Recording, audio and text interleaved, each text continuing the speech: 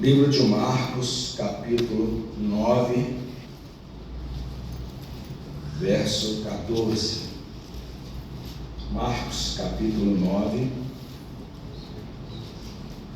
versículo 14. O título é A Cura de um Jovem Possesso. Preste muita atenção, desligue das coisas lá fora, para que o Espírito Santo possa falar no seu coração. Mensagem prática, objetiva. Não vou te segurar aqui muito tempo me ouvindo. Você não veio aqui para me ouvir, você nem sabia quem ia pregar, mas eu tenho certeza que o Espírito Santo quer falar no seu coração e vai falar. Amém? Então vamos lá, Marcos capítulo 9, verso 14. Quando eles se aproximaram dos discípulos, viram numerosa multidão ao redor e que os escribas discutiam com eles. E logo toda a multidão, ao ver Jesus, tomada de surpresa, correu para ele e o saudava. Então Jesus interpelou os escribas: que é que discutíeis com eles? E um dentre a multidão respondeu: Mestre, trouxe-te o meu filho, possesso de um espírito mudo, e este, onde quer que o apanha, lança-o por terra, e ele espuma, rilha os dentes e vai definhando. Roguei aos teus discípulos que o expelissem, e eles não puderam curá-lo. Então Jesus lhes disse: ó geração incrédula, até quando estarei convosco? Até quando vos sofrerei? Trazei-mo. E trouxeram-lhe. Quando ele viu a Jesus, o Espírito imediatamente o agitou com violência, e caindo ele por terra, revolvia-se, espumando. Perguntou Jesus ao pai do menino: há quanto tempo isso lhe sucede? Desde a infância, respondeu, e muitas vezes o tem lançado no fogo e na água para o matar. Mas, se tu podes alguma coisa, tem compaixão de nós e ajuda-nos. Ao que lhe respondeu Jesus: se podes, tudo é possível ao que crê. Imediatamente o pai do menino exclamou com lágrimas: eu creio, ajuda-me na minha falta de fé.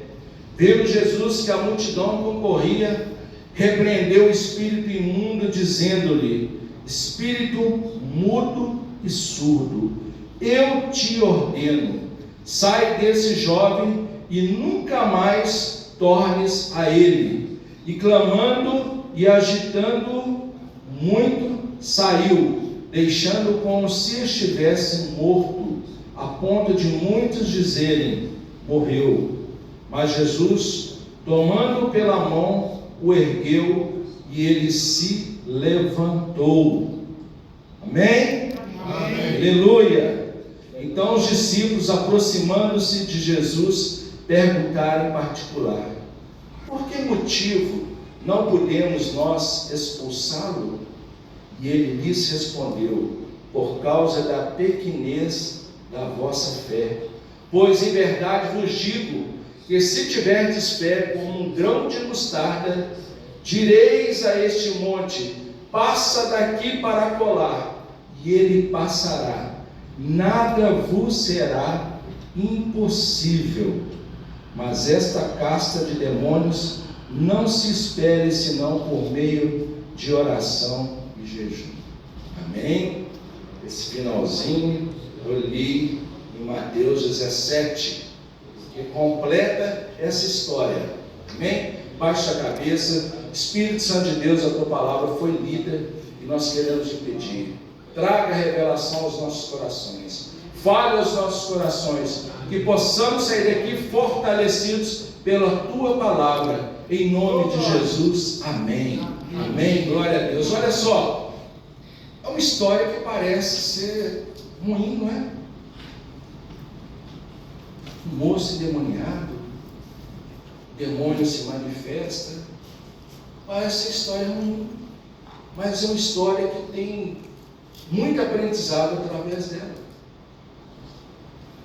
Essa história começa logo em seguida aquele acontecimento no Monte da Transfiguração, onde alguns discípulos presenciaram Elias e Moisés conversando com Jesus, e o rosto de Jesus ficou resplandecente. Eles descem do monte e acontece o quê? Imagina esse pai, desde criança, desde o início da sua infância, o seu filho se manifestava. O seu filho era possuído por demônios que tentavam matar aquela criança. Imagina o pai vivenciando a cada dia, a cada ano, o sofrimento do seu filho. Imagina que aquele pai já devia ter tentado de tudo, procurado médico, procurado sacerdotes, procurado escribas, procurado a sinagoga, e nada dava solução àquela situação. Imagina a vergonha daquele pai, ver o seu filho possuído, endemoniado. Imagino que naquela cidade do Mar da Galileia, uma cidade pequena, muitos deviam ter medo. Cuidado com aquele menino, lá vem ele, esse menino é perigoso, sai de perto dele. Meu filho, não se aproxima daquele menino, ele é endemoniado, ele pula no fogo, ele pula na água, ele tem convulsões, espuma a boca, cuidado. Imagina o sofrimento do pai e da mãe de ter um filho nessa situação. Quanta dor, quanta vergonha, quanta humilhação, quanta tristeza. Imagino que aquele pai desejava grandemente ver seu filho liberto. Todos sabiam que aquele menino era possuído por demônios. Eu acredito que esse menino já estava na adolescência, talvez no início da sua adolescência, porque a Bíblia ainda o trata como menino, né? Mas o pai se refere desde a infância, desde criança. Então não era uma criança, provavelmente um menino, um chute que eu estou dando, né? Entre 10, 11, 12, 13 anos. Quanto sofrimento para aquele pai. E Jesus chega, depois de toda aquela noite maravilhosa, e presencia os escribas discutindo com os discípulos.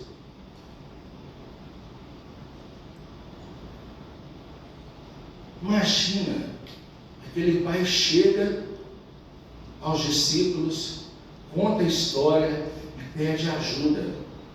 Eu preciso de ajuda para o meu filho.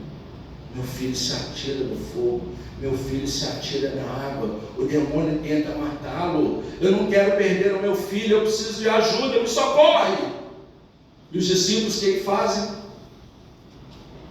Tentam de todas as formas, mas não conseguem expulsar aquele demônio. E Jesus chega então, vê aquele burburinho, aquela discussão. Imagina os escribas, que vocês oraram em nome de Jesus? Esse passa de um filho de carpinteiro? Você acha que o nosso rei nasceria numa manjedoura? O nosso Messias será um grande e poderoso rei, descendente de Davi? Imagina os escribas desafiando os discípulos tentando convencer, e Jesus chega, presencia aquela discussão, aquela situação, aquela multidão presenciando aquela discussão, e pergunta: o que está acontecendo?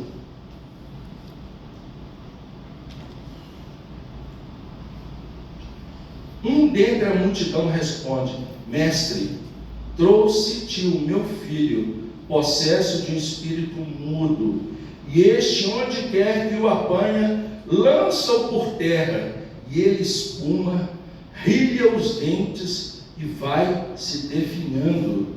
Roguei aos seus discípulos que o expelissem, e eles não puderam curá-lo. Interessante que aquele pai, ao invés de procurar Jesus, procurou os discípulos de Jesus.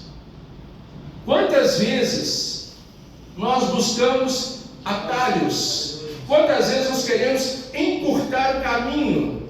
Quantas vezes, ao invés de ir direto ao Pai, nós vamos buscando outros caminhos?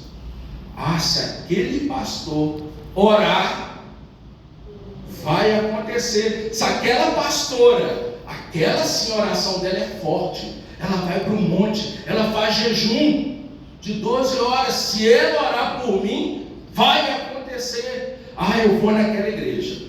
Aquela igreja tem um culto sexta-feira de libertação. Se eu for lá, eu vou conseguir minha bênção. Quantas vezes buscamos atalhos? Quantas vezes buscamos desvios? E aquele pai, ele sabia do poder de Jesus, mas ele não foi diretamente a Jesus. Ele conta a Jesus: Senhor, eu fui pedir ajuda aos teus discípulos. Sabe, nós temos que aprender com essa história. Nunca busque atalhos. O Senhor tem prazer em atender um filho. E se você veio aqui à frente e entregou a sua vida para Jesus, o seu coração com um verdadeiro abacaxi para Jesus, você passa a ser filho de Deus. Você passa a ter comunhão com Deus. É esse o propósito de Deus para o ser humano, ter comunhão com Deus. Mas muitas vezes, ao invés de a gente ir ao encontro do Senhor, buscamos atalhos. Pastor, ora por mim, eu estou passando por essa situação. Pastor, ora por mim. Eu vou atrás daquele profeta, aquele revela. Quando ele revela, as coisas acontecem. Será que isso aconteceu com você?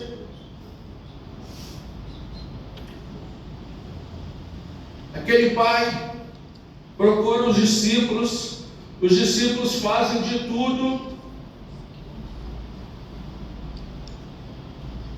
mas não conseguem expulsar aqueles demônios. Os escribas aproveitam dessa situação, desafiam os discípulos. Vocês expulsar demônio? Quem são vocês? Você era um pescador? Cansei de te ver lá no Mar de Galileia, e agora você está falando que vai expulsar demônio? Em nome de Jesus, o filhinho de carpinteiro?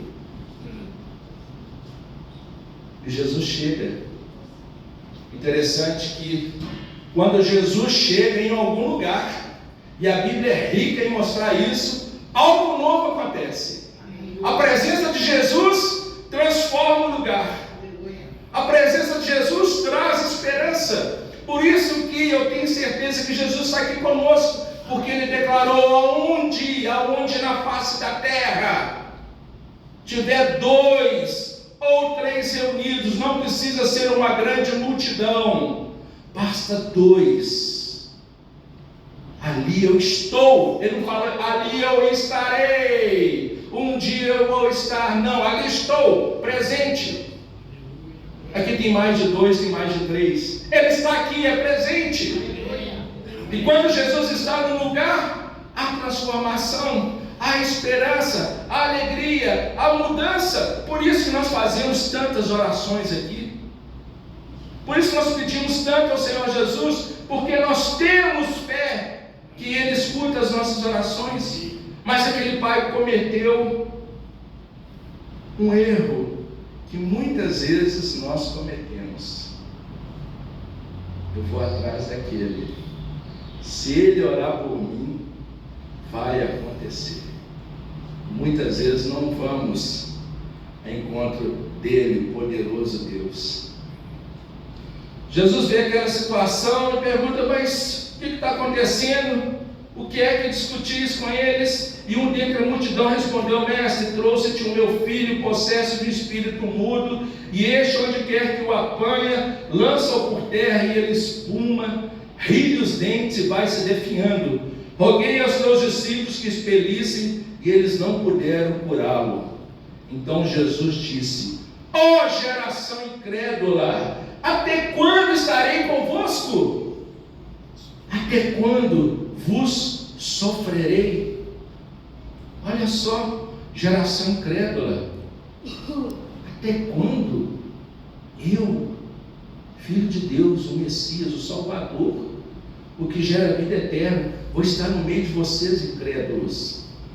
Até quando vós sofrereis? Interessante que Jesus está dizendo que a incredulidade, a falta de fé, gera sofrimento, não é isso? Observa o que Jesus disse: ó geração incrédula, até quando estarei convosco? Quer dizer, eu, Filho de Deus, estou no meio de incrédulos. Até quando vós sofrerei? A falta de fé gera sofrimento. A dúvida gera sofrimento. A dúvida impede que eu alcance as bênçãos de Deus. A falta de fé, a incredulidade, impede que eu experimente as grandezas de Deus.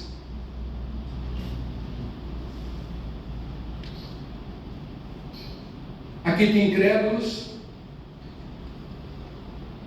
Glória a Deus. Aqui não tem incrédulos. Aqui tem um povo que teme o Senhor.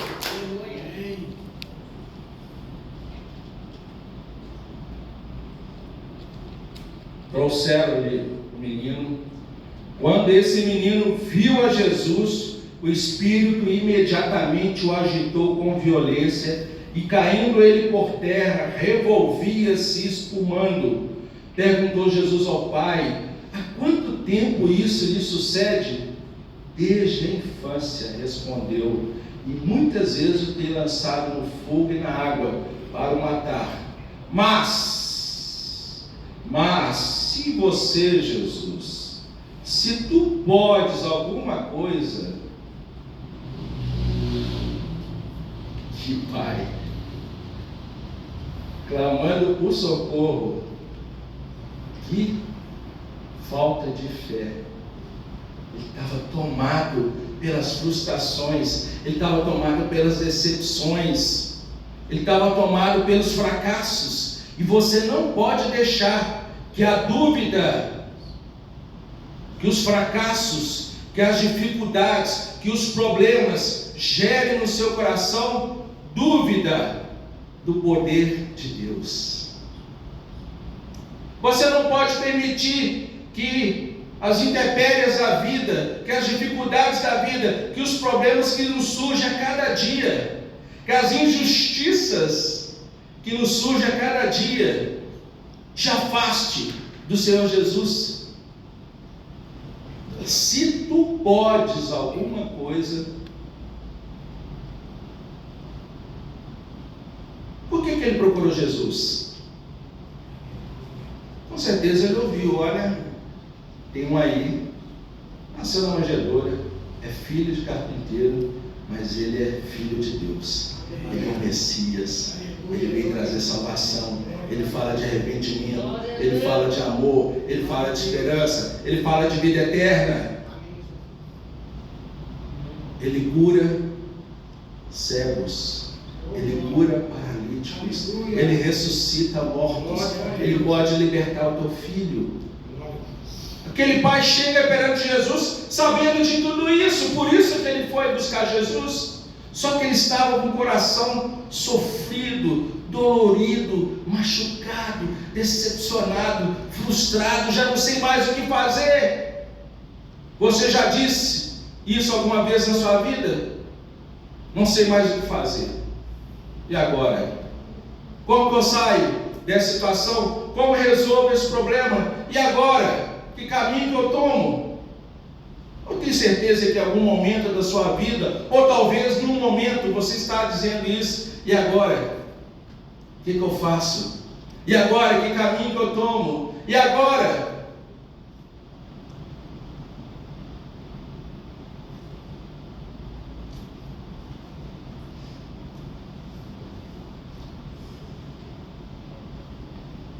mas se tu podes alguma coisa, tem compaixão de nós e ajuda-nos.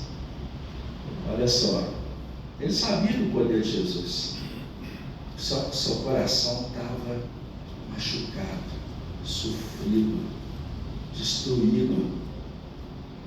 Se tu podes alguma coisa, tem compaixão de nós e nos ajuda. No fundo, ele sabia do poder de Jesus. Só que ele aumenta a frustração quando ele busca atalhos. Ele aumenta a frustração quando ele busca aqueles que estão próximos de Jesus, ao invés de buscar Jesus. Cuidado, não corra atrás de profetas. Cuidado, não corra atrás de igreja. Cuidado, não corra atrás de pastora, de fulano, de ciclano.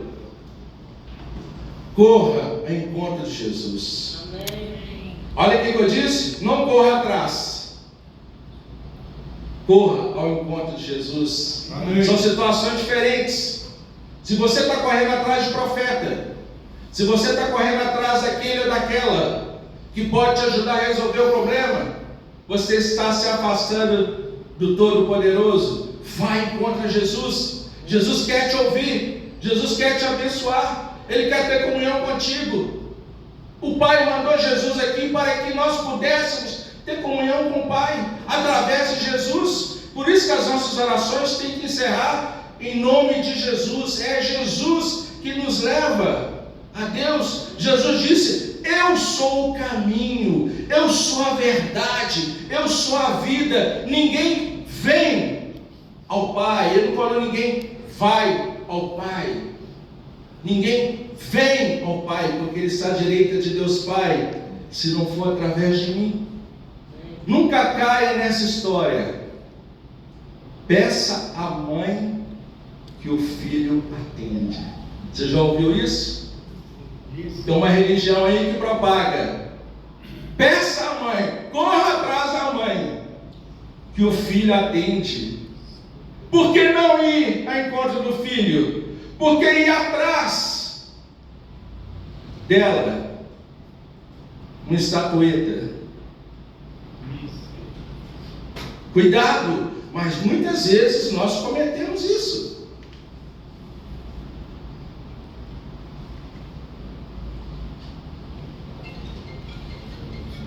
Se tu podes alguma coisa, tem compaixão de nós e ajuda-nos. Ele desafia Jesus e ele mostra humildade. Ao que Jesus lhes respondeu: se podes. Olha, eu posso. Eu sou o Alfa e o Ômega. Eu sou o Filho de Deus. Eu sou o Todo-Poderoso. Se podes. Você falou: se tu podes. O se podes. Jesus pode fazer justiça na terça-feira. Eu creio. Eu quero dar testemunha aqui em nome de Jesus. Eu não vou pagar 80 mil para um mentiroso, para um farsante, para um golpista. Deus tem grandes coisas para a sua vida. Ele se podes. Ele pode te abençoar, Ele pode te curar, Ele pode te dar resposta, Ele pode realizar seus sonhos, Ele pode realizar seus propósitos, Ele pode te sustentar, Ele pode tudo. Amém. Graças a Deus. Se podes. Mas Ele continua: tudo é possível ao que crê. Interessante. Você tem que aprender isso.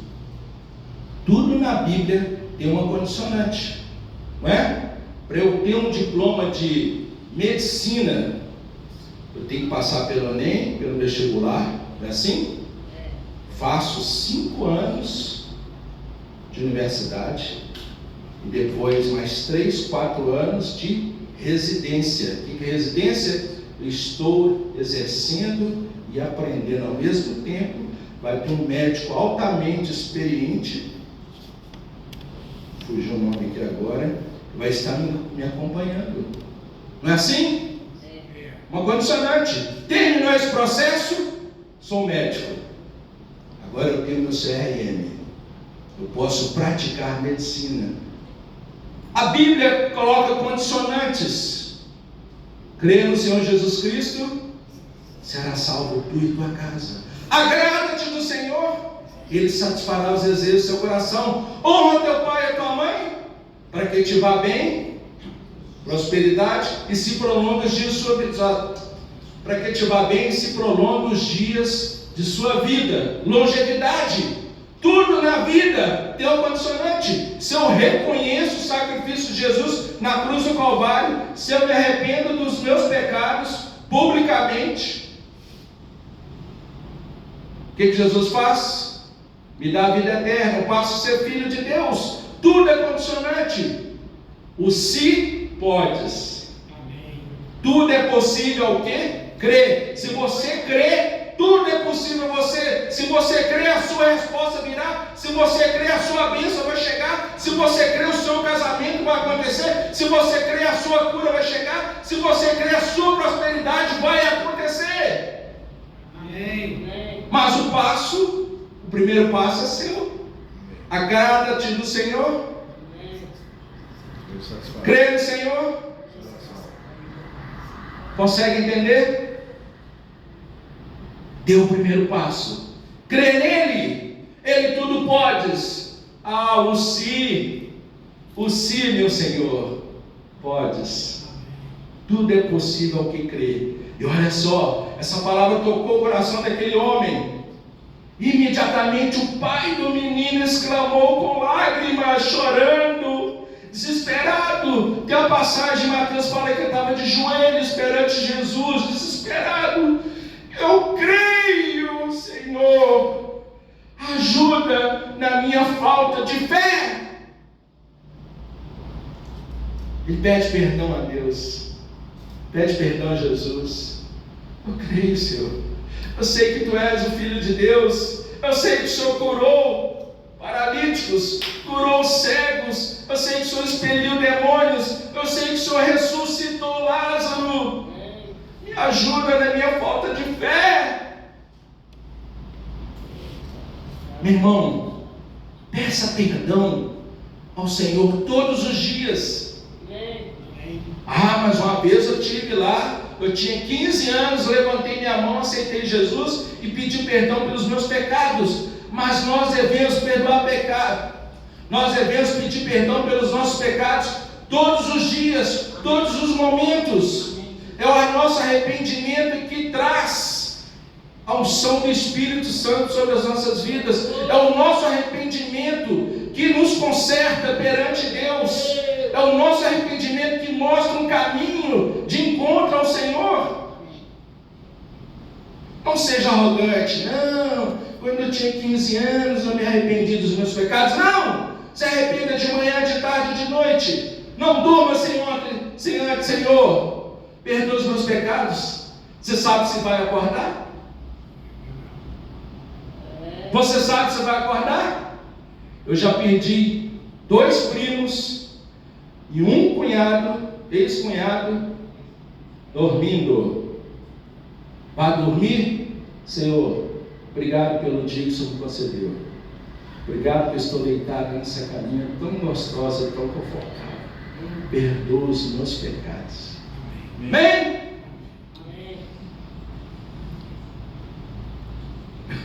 O homem tirou a sarinha aqui, porque quando eu grito ela assusta.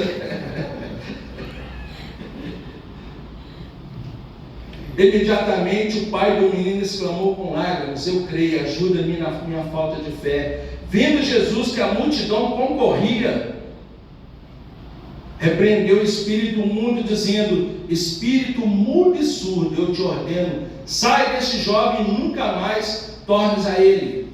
E ele, clamando, agitando muito, saiu, deixando como se estivesse morto, a ponto de muitos dizerem: morreu. Mas Jesus, tomando pela mão, o ergueu e ele se levantou. Eu não sei como você se encontra. Muitos abandonam a fé por decepções. Muitos abandonam a fé porque se espelham no homem, criam atalhos. O pastor daquela igreja fez isso, eu nunca mais voltei. Aconteceu isso e isso naquela igreja, nunca mais quero saber de igreja. Você tem que olhar para o alvo, Jesus. Não olha para o homem sempre vai te decepcionar. Pode ser o pastor mais abençoado, Deus sempre vai mostrar algo falho nele, para que você possa entender: perfeito é só Jesus. Amém. Eu não podia imaginar que o pastor fizesse isso. Eu não podia imaginar que aquele profeta falasse isso. Deus nunca escondeu o pecado dos homens da Bíblia. Deus nunca escondeu o pecado de Davi. No entanto, Davi tinha o coração segundo o coração de Deus. Deus nunca escondeu o pecado de Abraão, que por 2 vezes disse que sua mulher era irmã, com medo de perder a sua mulher. Mentiu e criou uma situação dolorida para ele, para sua mulher e para os reis que tomaram a sua mulher. Pedro negou Jesus, mas Jesus depois volta: Pedro, tu me amas? Senhor, eu te amo. Pedro, tu me amas? Senhor, eu te amo. Pedro, você me ama? Senhor Jesus, o Senhor sabe o abacaxi que eu sou. O Senhor sabe que eu te neguei. Você sabe que eu falho. O Senhor sabe que eu falo demais. O Senhor sabe que eu tropeço a todo instante, mas eu te amo. Oh, glória a Deus. Aleluia. Então eu vou te dar uma missão, Pedro: apacenta as minhas ovelhas. Oh, glória. Amém. Meu irmão, reconheça os seus pecados. Perfeito é só Ele. Não existe pastor perfeito, não existe igreja perfeita. E minha mãe diz assim: se você achar uma igreja perfeita, não vá para aquela igreja, você vai estragar aquela igreja. Se você achar uma igreja perfeita, não entre naquela igreja, você vai estragar aquela igreja perfeita. Todos somos falhos, precisamos da misericórdia de Deus. Jesus, tomando pela mão, ergueu e se levantou. E aí vem a parte maravilhosa. Então os discípulos, aproximando-se de Jesus, perguntaram em particular, em segredo: sabe aquele assunto que você fecha a porta para poder tratar? Você fala baixinho, que é confidencial, não é? Isso é natural. E a empresa tem situações que você fecha a porta e conversa, não é? Particular. E eles chegam em particular para Jesus e perguntaram: por que motivo nós não podemos expulsar aquele demônio? Onde nós erramos? Por que a gente passou toda essa situação, os escribas nos ironizando, rindo da nossa cara, discutindo conosco, nós envergonhados perante toda essa multidão? Onde nós pisamos na bola, Jesus? Nós não queremos passar por essa situação. Olha essas palavras de Jesus: por causa da pequenez da vossa fé, pois em verdade vos digo que se tiverdes fé como um grão de mostarda, se tiverdes fé com um grão de mostarda, consegue ver, Arlete? Dirige-se. Um pontinho preto aqui nesse papel. Consegue visualizar? Consegue ver? Não. Se tiverdes fé como um grão de mostarda, direis a este monte: passa daqui para acolá, e ele passará. Nada vos será impossível. Jesus, aonde nós pisamos na bola, por que nós somos envergonhados? Porque aquele demônio deu um show em nós. Nós somos teus servos, estamos andando contigo. por causa da pequenez da vossa fé. Em verdade vos digo, se tiverdes fé como um grão de mostarda, direis este monte de problemas, de doença, de enfermidade, de miséria, de vícios, passa daqui para lá, e ele passará. Passe um para o outro aí. Você tem que conhecer o que é o grão de mostarda.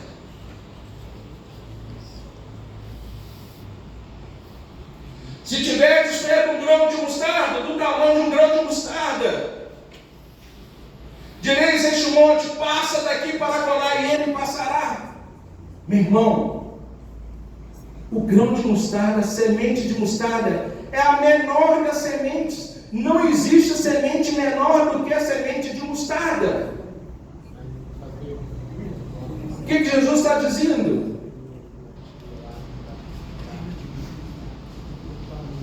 Ivan, pode deixar aí, o pessoal vai passando um para o outro aí, senão a gente perde o sentido da mensagem. A menor das sementes, se sua fé for do tamanhozinho da menor das sementes, direis este monte, direis esse problema, direis essa doença, direis esse fracasso, essa dificuldade, passa daqui para colar, e ele passará. Olha só, mas Jesus, onde nós pisamos na bola, onde nós falhamos? Por causa da pequenez da vossa fé. E depois Jesus mostra que basta a fé ser do tamanho de um grão de mostarda. Sua fé não pode ser menor do que um grão de mostarda. Um grão de mostarda é maior do que uma pulga. Não permita que a sua fé seja do tamanho de uma pulga. Interessante que Jesus comparou a fé com uma semente. O que a semente faz quando ela é plantada? Ela cresce e gera frutos. Consegue entender? Se sua fé for do tamanhozinho de um grão de mostarda, sua fé vai crescer e vai gerar muitos frutos. Amém. Frutos de salvação, frutos de cura, frutos de libertação, frutos de arrependimento, frutos de unção do Espírito Santo. Olha o poder das palavras de Jesus. Provavelmente você já leu isso muitas vezes, mas Jesus compara a nossa fé, tem que ser como uma semente. E é interessante que a mostarda, esse grãozinho de mostarda que você viu, tão pequenininho, se torna uma árvore de 4,5 metros. O andar de um prédio é 3 metros. Ou seja, esse grãozinho de mostarda vai chegar até o segundo andar.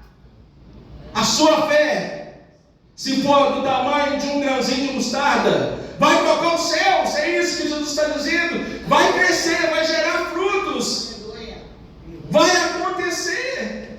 Só não pode ser do tamanho de uma pulga. É insignificante.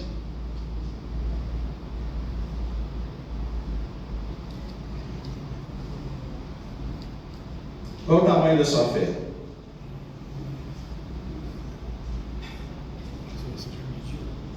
Qual é o tamanho da sua fé? O tamanho do grão de... Responda no seu coração. Eu não quero saber, para mim não importa. Sua fé gera comunhão com Deus.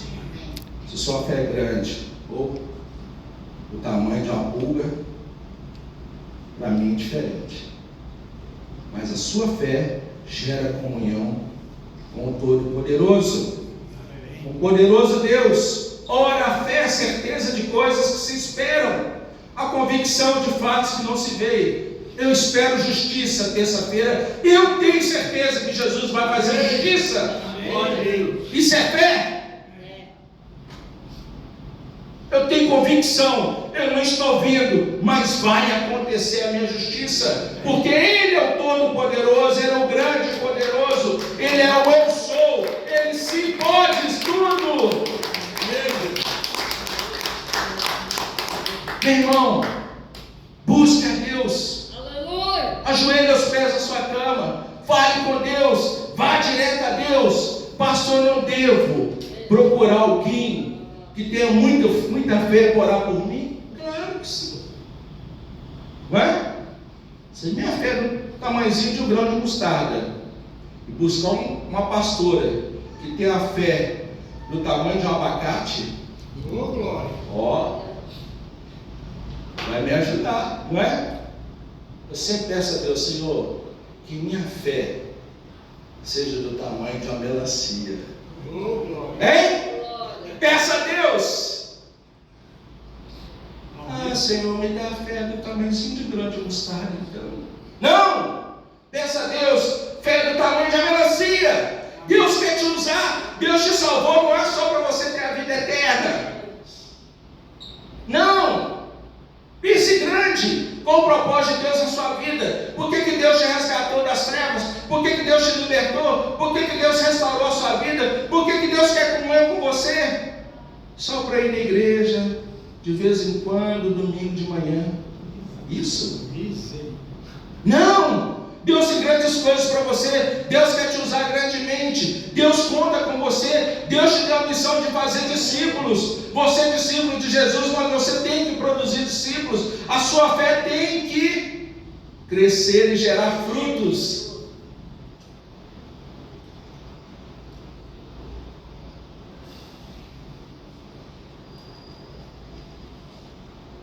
A fé é a certeza de coisas que se esperam, a convicção de fatos que não se veem. Eu não estou vendo, mas eu tenho certeza que os meus propósitos se tornarão um propósito de Deus para a minha vida em 2025. Não estou vendo, mas eu tenho certeza que 2025 será o melhor ano de minha vida. Amém? Amém? Isso é fé. Nunca declare: ah, eu não tenho fé. Ah, se for uma dor de cabeça, eu oro. Se for um câncer, aí não, eu vou pedir a pastora Ivete para orar. Nunca! E só ofende a Deus. Lá em Mateus 17, Jesus está escrito assim: ó geração incrédula e perversa. Sabe quem que a Bíblia chama de perverso? O anticristo, aquele que desafia Jesus, aquele que confronta Jesus, aquele que faz exatamente o contrário de Jesus. A sua incredulidade é comparada à perversidade. Isso é muito sério. Mas eu tenho certeza que você aqui é um gigante da fé. Amém? Amém? Eu tenho certeza que Deus tem propósitos gigantes na sua vida. Se coloque de pé.